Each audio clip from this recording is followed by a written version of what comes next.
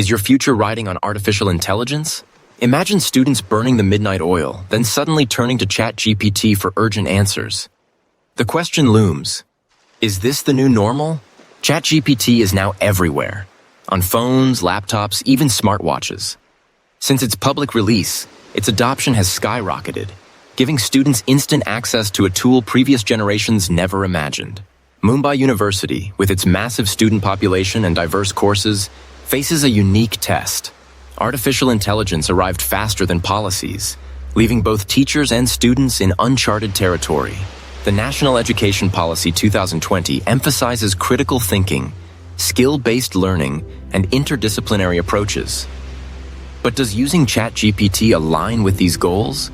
Or does it undermine original thought and practical application? Is using ChatGPT like plagiarism, or is it a new form of learning?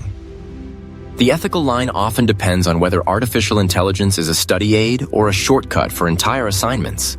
If Mumbai University deems certain uses of artificial intelligence as cheating, students could face severe penalties. Over-reliance may also erode vital skills and threaten the value of a degree. Ethical artificial intelligence use means leveraging it for brainstorming or clarifying concepts, not outsourcing thought.